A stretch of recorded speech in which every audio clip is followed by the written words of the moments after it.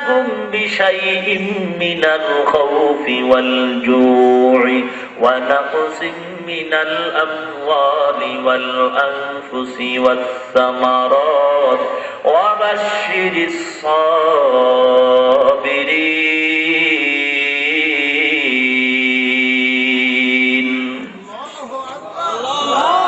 আল্লাহ পাক বলেন আমি অবশ্যই অবশ্যই অবশ্যই বান্দাদেরকে পরীক্ষা করবই করব। কি দিয়ে পরীক্ষা করব? যারা ঈমানদার দাবি করবি, জান্নাত পাইতে চাও, নবীর শাফাত পাইতে চাও, তোমাদের উপরে মুসিবত আসবে, পরীক্ষা আসবে। কিসের পরীক্ষা?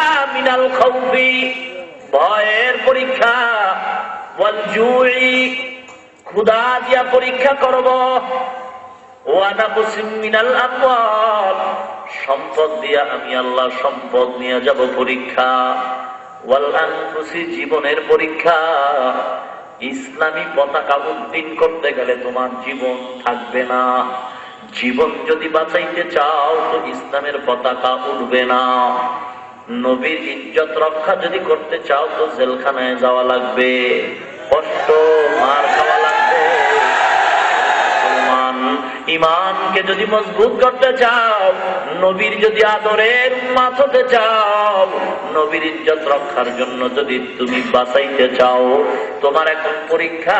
জীবন বাঁচাইতে গেলে নবীর ইজ্জত বাঁচবে না, আর যদি নবীর ইজ্জত বাঁচাইতে চাও তো জীবন তোমার বাঁচবে না। এই মুহূর্তে তোমার জীবনের পরীক্ষায় পাশ করা লাগবে।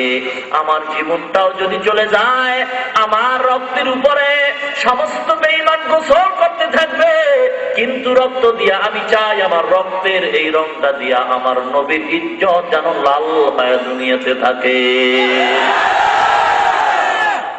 মুসলমান আল্লাহর গোলাম, ওয়া নাকসিম মিনাল আমওয়ালি ওয়াল আনফুসি ওয়াস সামারাত, ফসল দিয়ে আমি আল্লাহ পরীক্ষা করব। ক্ষেতের মাধ্যমে আমি আল্লাহ ফসল বাড়াবো, আবার নিয়ে যাব। ওয়াবাশশিরিস সাবিরিন, যারা ধৈর্য ধারণ করবা তারাই সফল কাম মানি তারা জান্নাতি। ইন্না ফি যালিকা লাআয়াতিন লিকুল্লি সাব্বারিন শাকুর, ধৈর্য ধারণকারী আমি আল্লাহর দরবারে অত্যন্ত প্রিয়। এই মুসিবত তোমাদের উপর আসবে, পরীক্ষা আসবে। এমন কোন ইমানদার কবরে যায় নাই যার উপরে পরীক্ষা আসে নাই।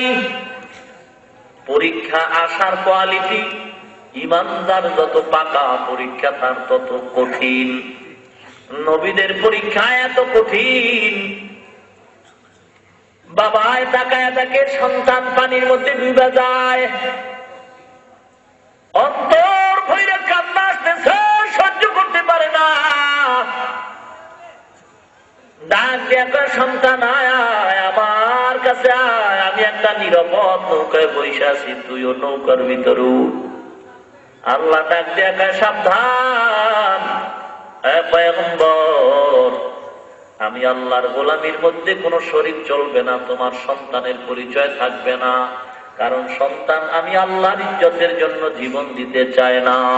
অতএব কারণে তোমার সন্তান হতে পারে, তবে তোমার আপন কিছু নয়। ওকে তুমি আর একবার ডাক দিবা বলে আমি আল্লাহ তোমার নবুয়তের দপ্তর থেকে নাম কাইটা দিব। মুসিবত করো, কত কঠিন মুসিবত। এই মুসিবতের মধ্যে যদি পার পাইতে চাও, পাস করতে চাও, আল্লাহ পাক বলেন আমি আল্লাহ স্মরণ করো। যা প্রয়োজন আল্লাহর কাছে চাও, আল্লাহর কাছে কোনো অভাব নাই। মানুষের কাছে চাই লাভ নাই, কারণ মানুষের কাছে চাইলে বিরক্ত হয়, রাগ হয়, বেজার হয়। মুসলমান আল্লাহর কাছে চাও, আল্লাহ রাগ করেন না, বেজার হন না, কারণ আল্লাহর কোনো অভাব নাই। এ আল্লাহর গোলাম,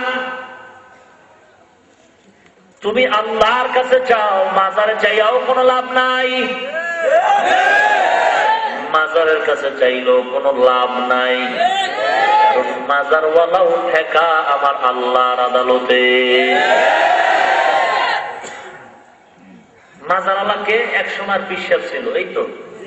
আচ্ছা, বর্তমানে যারা পিসাব আছে, আপনারা মুরিদ যারা আছেন, পিসাবের কাছে গিয়ে এখন পিসাব আমার 10 লাখ টাকা দেন, দিব? আমার একটা বিল্ডিং করে দেন, দিব? চিন্তা থাকতে দিব না, মরার পরে দিব কেমনে? চিন্তা করেন তো। জিন্দা থাকতে আপনাকে দেয় না, বরং কৌশলে আপনার দেখায়।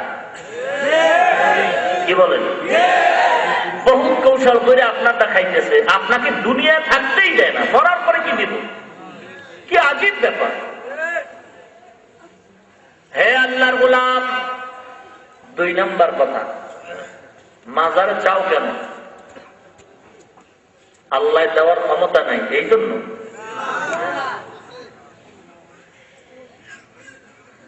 আগে দিতে পারতেন, এখন কিছু কিছু পারেন।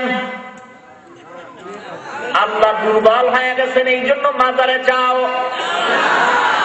যদি জবাব দেও না না আল্লাহ দুর্বল নন, আল্লাহ এখনো সবল, আল্লাহ কিয়ামত পর্যন্ত হুয়াল হাইয়ুল কাইয়ুম, আল্লাহর কোনো অভাব নাই, লয় নাই, ক্ষয় নাই। আল্লাহ আগে যেমন দিছেন এখনো তেমন দেওয়ার জন্য আছেন। আল্লাহ যদি কোনো দেওয়ার ক্ষমতা তুচ্ছ না থাকে, কোনো কমতি না থাকে, আল্লাহ যদি দুর্বলতা না থাকে, দেওয়ার ক্ষমতাই থাকে, সব সময় দেওয়ার ক্ষমতা আছে না? মাঝে মাঝে, সব সময়। মানুষের জীবনের যত প্রয়োজন সব নাকি আংশিক? সব। তাহলে কেন চাও? আল্লাহ দুর্বল না, তো চাও কেন? আল্লাহর কাছে চাও না কেন? বলো আল্লাহ দিতে পারেন, দুর্বল না, এরপরও চাও না কেন? আল্লাহকে পছন্দ হয় না? আল্লাহকে যদি পছন্দ হইতো তাহলে কেন চাও না? তুমি বলো দুর্বল না, আল্লাহকে পছন্দ হয়তো আল্লাহর কাছে কেন চাও না? মাজারে চাওয়ার অর্থ হলো হয়তো আল্লাহ দুর্বল, নয়তো তোমার আল্লাহকে পছন্দ হয় না। 2টা জবাব ছাড়া দ্বিতীয় কোনো জবাব তোমার কাছে আর নাই। ও মুসলমান ইমানদার, আল্লাহর কাছে না চাইয়া কেন মাজারে চাও?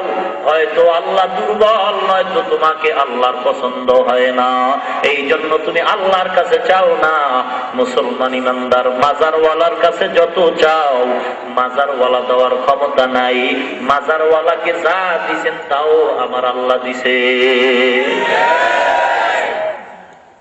তুমি আল্লাহর কাছে চাও। নবীজি সবার উপরে যার মর্যাদা, তিনিও আল্লাহর কাছে চাইছেন। তোমার চাইতে অসুবিধা কি? এই বেয়াদব, নবী যদি চাইতে পারেন, তোর চাইতে অসুবিধা কি? আল্লাহ দিতে পারেন না? দিতে পারলে চাও না কেন? পছন্দ হয় না? তোর যদি আল্লাহকে পছন্দ না হয়, আল্লাহর জমিন সার বদমাইশ, আল্লাহর জমিন থেকে ভেঙে যাও।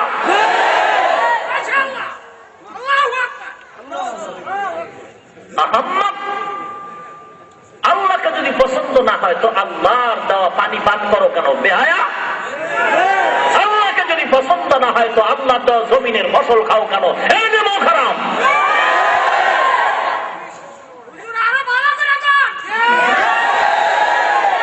हकीकत से दुनिया बेखबर है, दुनिया की नुमाइश पर नजर है, नमी गुयाम के आज दुनिया। আপনারা হাসেন, লোকটা মুশরিক হইতেছে, শিরক করতেছে, আপনারা হাসতেছেন। কান্না দরকার, আল্লাহর কাছে দোয়া করা দরকার, হাসি তামাশার কিছু নয়।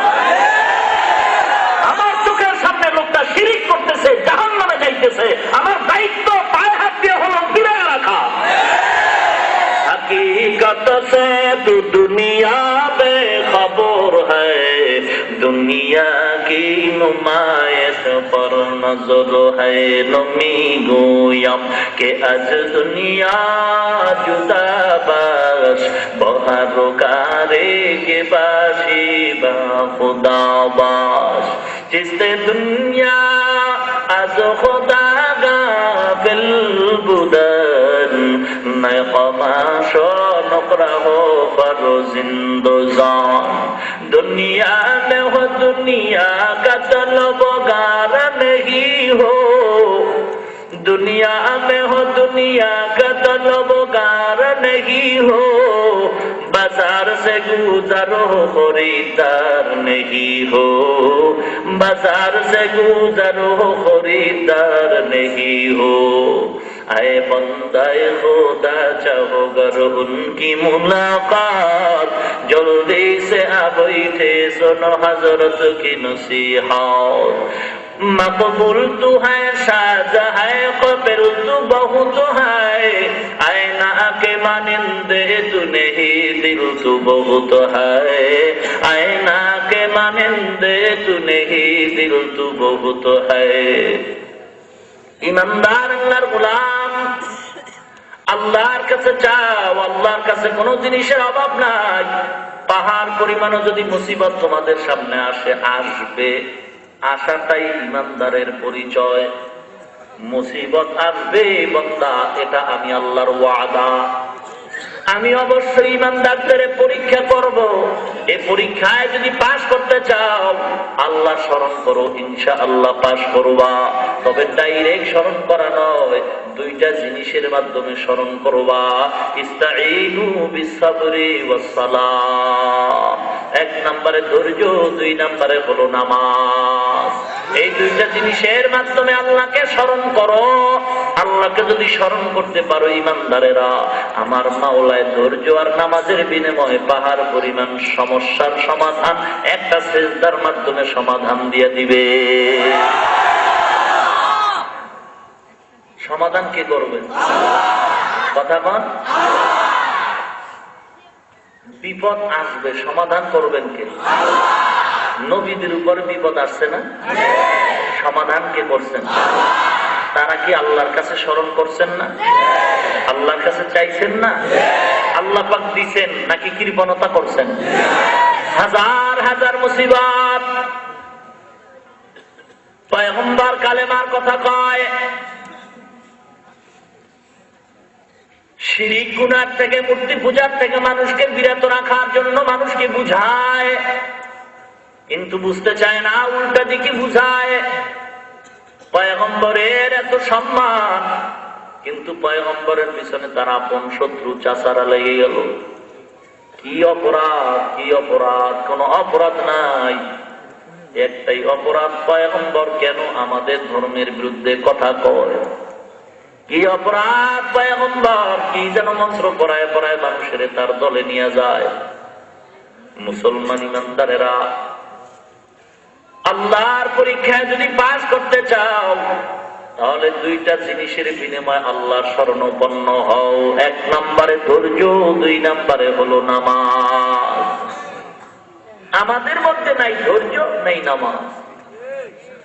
ধৈর্য নাই, নামাজও নাই। ধৈর্যের মানে কি? ধৈর্যের মানে কি?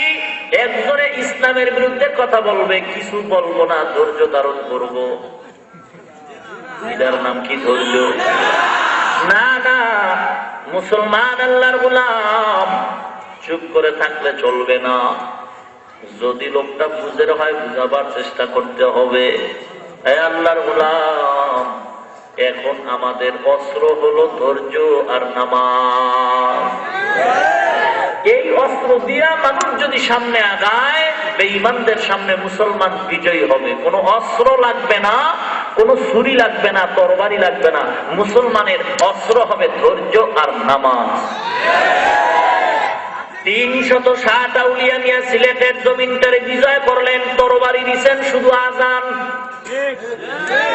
সিলেটের শাহজালাল রহমাতুল্লাহ আলাইহি আজানের অস্ত্র দিয়া গৌর গোবিন্দের পতন ঘটাইছেন।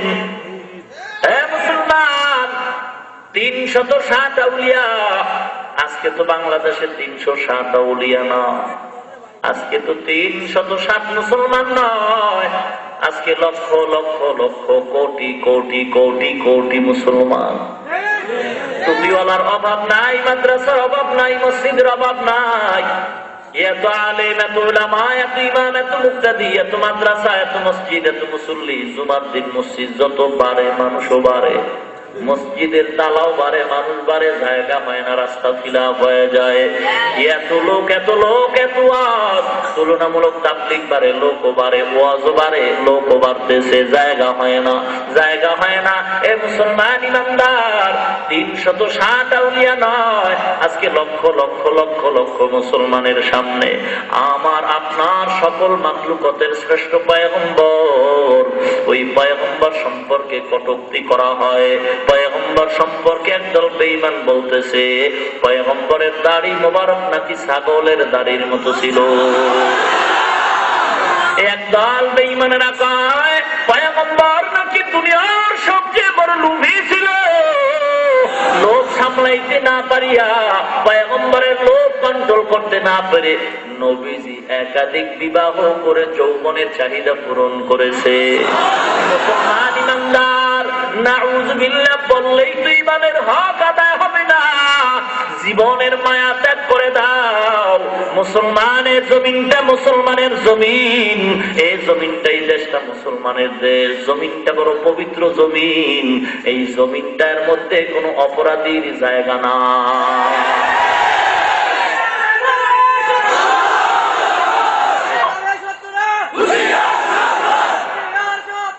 মুসলমান ইমানদার, এ জমিন এত পবিত্র, এত পবিত্র, এত পবিত্র জমিন, জমিনে কোনো অপরাধীর ঠাই নাই, এ জমিনে অপরাধীর কোনো ঠাই নাই। মুসলমান ভাই, দলাদলি থাকতে পারে, তরিকার ভেদাভেদ থাকতে পারে, না দুনিয়ার লাইনে আপনি একদল করেন, আমি ভিন্ন দল করি, আপনি একজন পীরের মুরিদ, আমি ভিন্ন পীরের মুরিদ, এ নিয়ে আপনার সাথে আমার সাথে একটু দূরত্ব থাকা স্বাভাবিক, কিন্তু থাকা উচিত না। আপনি এক দল করেন, আমি অন্য দল করি, আপনি একজন পীরের মুরিদ, আমি ভিন্ন পীরের মুরিদ, এ নিয়ে একটু দলাদলির মধ্যে দূরত্ব থাকা স্বাভাবিক, কিন্তু নবীর বেলায় কোনো দূরত্ব থাকা উচিত না। আপনি এক দল করেন, আমি ভিন্ন দল করি, আপনি আওয়ামী লীগ করেন, বিএনপি করেন, জাতীয় পার্টি করেন, যে কোনো দল করেন, এটা আপনার ব্যক্তিগত ব্যাপার। আপনি একজন পীরের মুরিদ হন, আমি ভিন্ন পীরের মুরিদ, এটা ব্যক্তিগত ব্যাপার, কিন্তু দল নিয়ে ভেদাভেদ থাকতে পারে, তরিকা নিয়ে ভেদাভেদ থাকতে পারে, পয়গম্বর নিয়ে কোনো ভেদাভেদ নাই।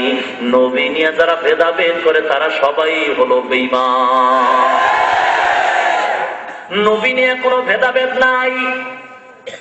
নবীর বেলায় সকলের এক কাতারে আসতে হবে, কে কোন দল করে জানার দরকার নাই। যদি নবীর উম্মত হয়ে থাকো, নবীর আন্দোলনে শরীক হও। নবীর উম্মত যদি হয়ে থাকো, নবীর ইজ্জত রক্ষার আন্দোলনে এক হও। রবিউল আউয়াল মাস পাইয়া আশিক রাসূলের স্লোগান দিয়া, ঈদে মিলাদুন নবীর স্লোগান দিয়া চুপ করে ঘুমাইবা। এরে নবীর মোহাব্বত তো শুধু রবিউল আউয়ালে নয়, নবীর উপরে যখনই আঘাত আসবে তখনই ইমানদারের হুঙ্কার শুরু হয়ে যাবে। নবীর ইজ্জতের রক্ষার জন্য যখন জীবন দেওয়া লাগে তখনই দেওয়া লাগবে। এরে বউ লইয়া ঘুমাইছো, এমন সময় কানে আওয়াজ আইছে, নবীরে গালি দিছে, ওরে বউরে গুল্লি মাইরা নবীর ইজ্জত রক্ষায় তাড়াতাড়ি হানজালার মতো রাস্তায় দৌড় মারতে হবে। 40 বছর পরে, 40 বছর পরে, 40 বছর পর এই জমিনের মধ্যে, 40 বছর পর স্বাধীনতা যুদ্ধের বিরুদ্ধে আন্দোলন করেছে, অবস্থান নিয়েছে।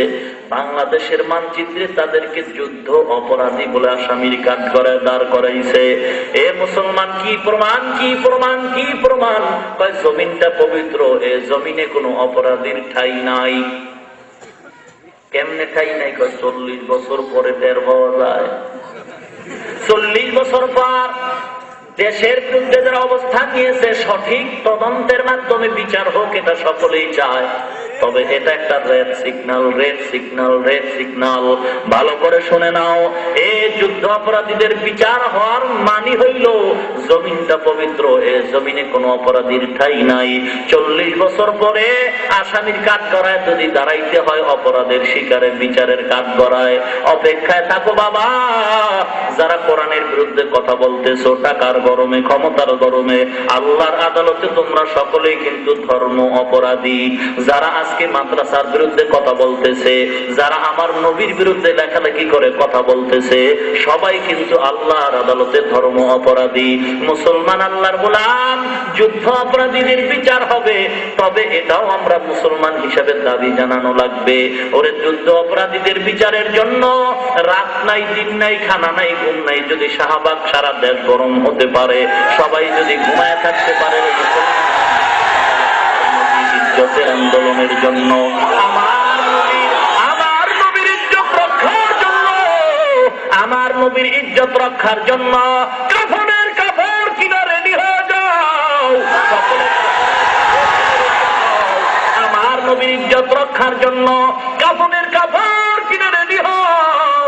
শাহবাগীদের সাথে একমত হইয়া স্লোগান দাও। ওরা যদি অপরাধীর জন্য রাস্তাঘাটে থাকতে পারে, রাত নাই, দিন নাই, খানা নাই, ঘুম নাই, আমরাও তাদের সাথে একমত হয়ে স্লোগান দিয়া রাস্তায় নাই না যাও। নবীরে যারা গালি দেয়, নবীর বিরুদ্ধে যারা দুশ্মনী করে, এদের জন্য আলাদাভাবে ধর্মীয় একটা অপরাধ ট্রাইব্যুনাল কায়েম করা লাগবে।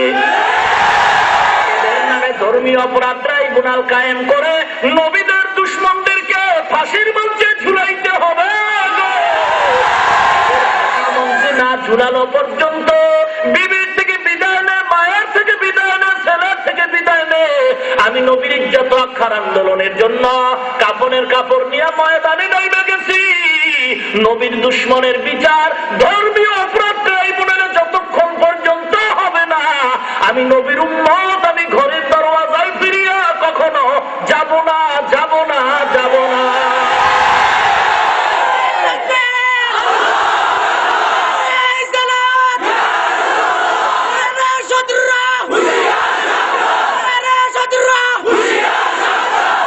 মুসলমান ইমানদার, আল্লাহর নবীর দুশমনের বিচারের জন্য কি রাত রাস্তায় কাটাইতে পারবো না? আল্লাহর নবীর দুশমনের বিচারের দাবিতে কি খানা বন্ধ করা যাবে না? সাহায্য করবেন আল্লাহ। অস্ত্র দুইটা রেডি রাখো, ধৈর্য আর নামাজ। কোন তরবারি লাগবে না। এইটা যারা কয় যে ট্রেনিং লাগবে, তরবারি লাগবে, ওরাও মুনাফিক, ইহুদির দালাল। কিচ্ছু লাগবে না, নামাজ আর ধৈর্যের অস্ত্র ঠিক কর। রাস্তায় নামবি, বেঈমান অস্ত্র নিয়ে আইবো, খাবা মাইরা অস্ত্রটা হাতে নিবি, বলবি শক্তি পামু কই, ফিরিস্তা আইসা সহযোগিতা করবো। আমল ঠিক কর, দাড়ি কামাইয়া চুলগুলি বেঈমানদের মতো রাইখা, শার্ট প্যান্ট টাই গলায় লাগাইয়া, এরপরে ঘরে টিভি চালাইয়া সুদের খাতায় নাম লাগাইয়া কিয়ামত পর্যন্ত ইসলামী বিপ্লবের গান গাইতে পারবি। কপালে ইসলামী বিপ্লব দেখবি না, দেখবি না, মার খাইয়া মরবি, কিন্তু ইসলাম দেখবি না।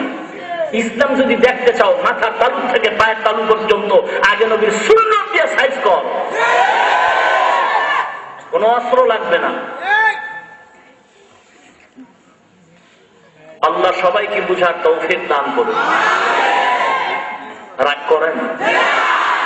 নবীর ইজ্জত রক্ষার আন্দোলনে যারা নাই, ওরা নবীর উম্মতের কাতারেও নাই।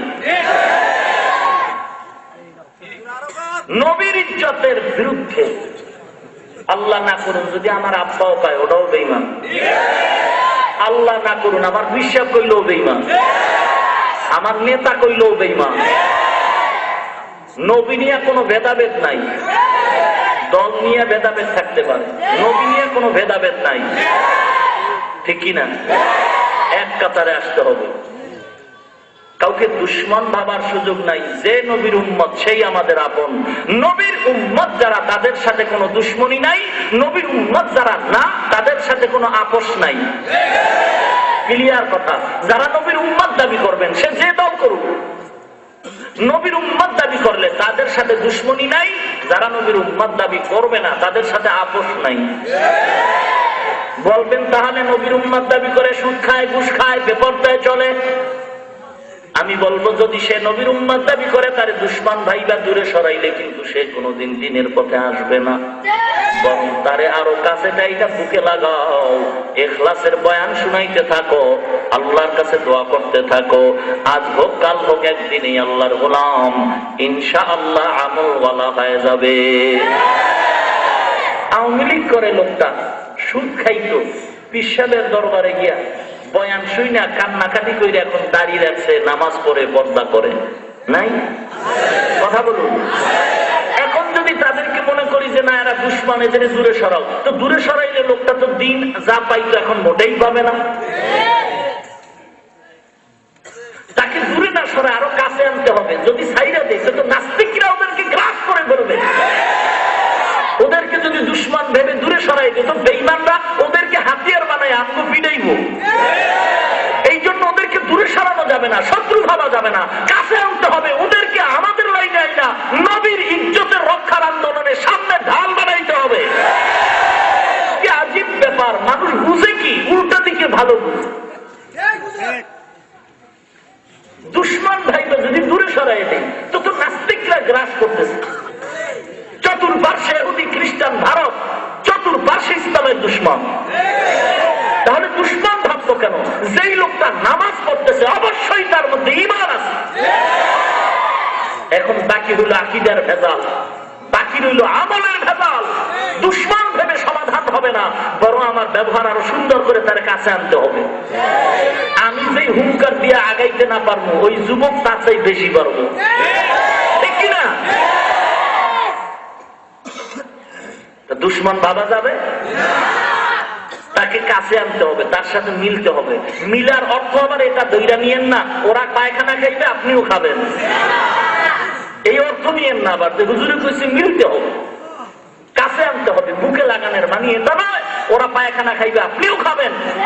ওরা যদি আল্লাহর আইনে কোনো অন্যায় করে, ওই অন্যায়ের থেকে আপনি তো ফিরে থাকবেনই, ওকে ফিরাবার আপ্রাণ চেষ্টা পাও ধৈর্য হলেও করতে হবে।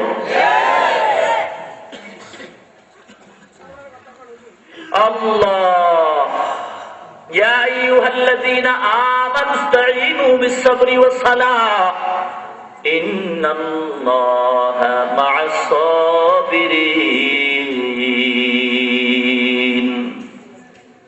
হে ঈমানদারেরা, আল্লাহর শরণাপন্ন হও ধৈর্য আর নামাজের মাধ্যমে। যুবক বয়ান শুনছে, বয়ান শুনে মনটা নরম হয়ে গেছে। মনে জীবনে বহু আশা ছিল, অনেকটাই পূরণ হয়ে গেছে। রাস্তায় নাই দেখছে নাচ গান হয়, মনে চাইছে একটু নাচ গান আমিও শুনবো করবো, আশা পূরণ হয়ে গেছে। মনে একদিন আশা করছে সিনেমায় যাবে, তাও পূরণ হয়ে গেছে। মনে মনে একদিন আশা করছে মদের বোতলটা কেমন একটু টান মেয়েরা দেখি, তাও পূরণ হয়ে গেছে। মনে মনে যুবক আশা করছে পিড়ির মধ্যে কি মজা, টান মেয়েরা দেখি, তাও পূরণ হয়ে গেছে। পূরণ আশা পূরণ কইরা আজকে ওয়াজের প্যান্ডেলে বৈশা হঠাৎ করে মন ঘুরে গেছে। জীবনের মানুষের বহু আশা থাকে, আমার আশা তো কম করলাম না, পূরণও তো হয়ে গেল। আজকে থেকে আমি তওবা করে নিলাম, আল্লাহ ওয়ালার বয়ান শুনে আমার মনটা স্থির হয়ে গেছে। আর আমি আল্লাহকে ভুলবো না, অন্যায় কাজ করব না। আজকে থেকে আমি আল্লাহ ওয়ালার পরামর্শে জীবনটারে সুন্দর করে নিব। যেই মানুষগুলি হক পীরের দরবারে গিয়া আমলওয়ালা হয়, তাবলীগের মাধ্যমে আমলওয়ালা হয়। আগে নামাজ পড়তো না, তাবলীগে গিয়া লোকটা নামাজ পড়তেছে। আগে রোজা রাখতো না, তাবলীগে যাওয়ার কারণে সে রোজা রাখতেছে। আগে পর্দা করতো না, তাবলীগে যাওয়ার কারণে পর্দা করতেছে। কি প্রমাণ? লোকটা খারাপ ছিল, ভালো হয়েছে। কথা বলেন। লোকটা আগে পর্দা করতো না, পীরের দরবারে বয়ান শুই না পর্দাওয়ালা হয়েছে। লোকটা দাড়ি রাখতো না, পীরের দরবারে গিয়ে এখন দাড়ি রাখছে। প্রমাণ কি? খারাপ ছিল, ভালো হয়েছে। এই ভালো জিনিসটা কেমনে হইল? তাবলীগের সংস্পর্শে ভালো কেমনে হইল? বলে হক্কানি পীর মাশায়েখের ছোঁয়া লাগছে। তাহলে এই জিনিসটাই, এই পুরো পদ্ধতিটাই ভালো। যেহেতু ওই মেডিসিন পাইলেই লোকটা ভালো হয়, খারাপ লোক ভালো হয়, এই মেডিসিন তাবলীগ, এই মেডিসিন হক্কানি পীর। যেহেতু এই পদ্ধতিটা ভালো, এগুলি সব ভালো। এগুলির যারা খারাপ পায় মূলত তারা নিজেরাই খারাপ।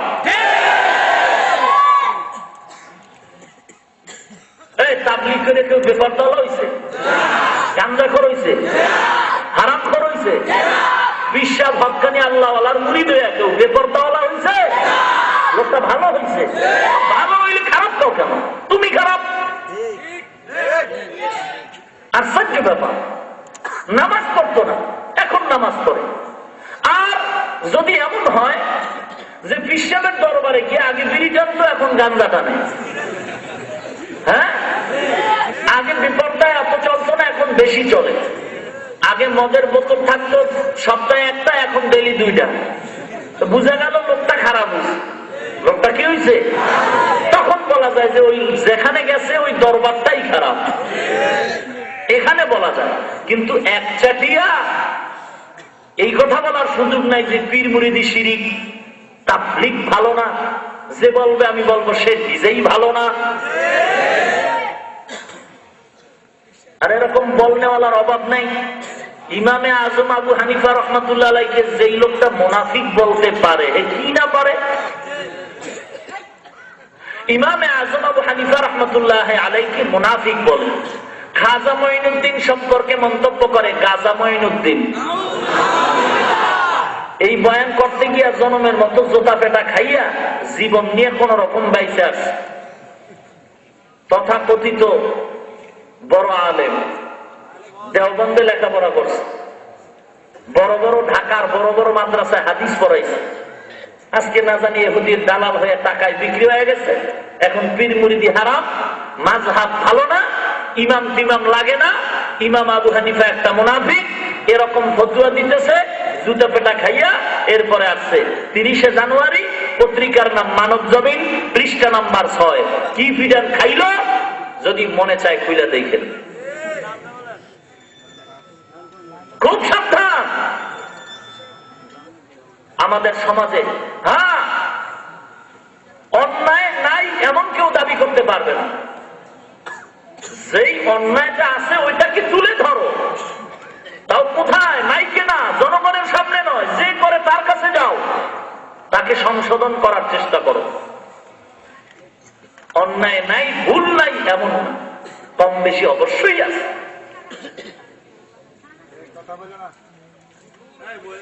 যুবক এবার বয়ান শুইনা রেডি হয়ে গেছে, তওবা করছে। আল্লাহ, জীবনভর বড় অন্যায় করেছি গো আল্লাহ, আজ আমি তওবা করতেছি গো আল্লাহ, আর জীবনে নামাজ বাদ দিব না, পর্দা বাদ দিব না। যুবক এবার আল্লাহ ওয়ালার সাথে সম্পর্ক লাগাই দিছে। বয়ান শুনছে, 2টা অস্ত্র রেডি রাখবে। 1 নম্বরে ধৈর্য, 2 নম্বরে নামাজ। আল্লাহ ওয়ালার বয়ান শুনে 2টা অস্ত্র রেডি করতেছে। নামাজ বাদ দেয় না, ধৈর্য বাদ দেয় না। যুবকের যৌবন বাড়তেছে, বিবাহের খাহেজ বাড়তেছে, কিন্তু গরিব, টাকা নাই, বাড়ি নাই, ঘর নাই, অসহায়। আল্লাহ দরবারে নামাজ পড়ে দোয়া করে, আল্লাহ আমি যৌবনের পরীক্ষায় নামছি গো আল্লাহ, আমার যৌবন অকাতরে চলছে, টাকা নাই, বাড়ি নাই, আমার বিবাহের দরকার, নবীর সুন্নাত। আয় আল্লাহ, তুমি আমাকে একটা নেককার বিবির ব্যবস্থা করে দাও। আল্লাহ দরবারে দোয়া করছেন, আল্লাহ পাক ব্যবস্থা করে দিচ্ছেন। যুবক, অমুক এলাকার এক গরিব বাড়ি আছে, ওই বাড়ি যাও। ওই বাড়িতে একটা গরিবের ঘরের মেয়ে আছে, নামাজ পর্যন্ত বাদ দেয় না, তারে বিয়ে করে নাও, প্রস্তাব দাও। যুবক চলে গেছেন, বিবাহ হয়ে গেছে। এবার যুবক নিয়ত করেছে, পর্দা রক্ষার জন্য যদি আমার বিবি নিয়ে বাঁচতে চাই, জঙ্গলের বাড়ি ছাড়া এলাকার বাড়ি আর যথেষ্ট নয়।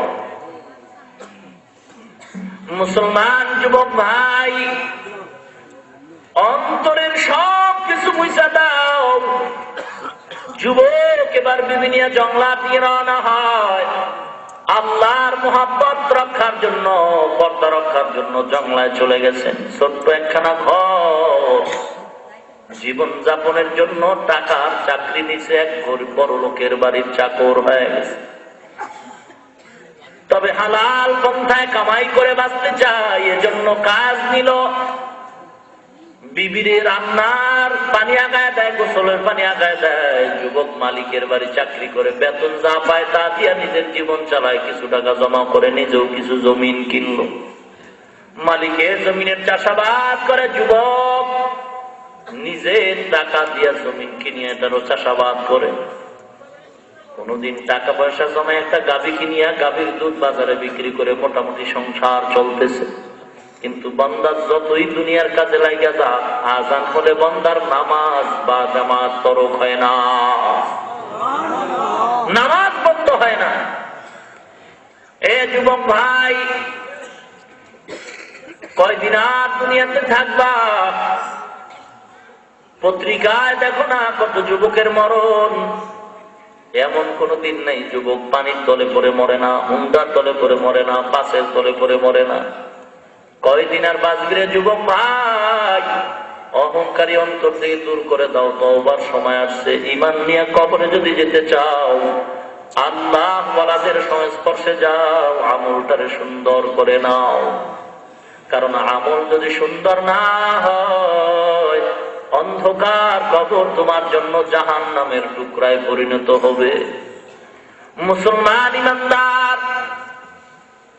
মিথ্যা বলিয়ে এরকম মনে করিও না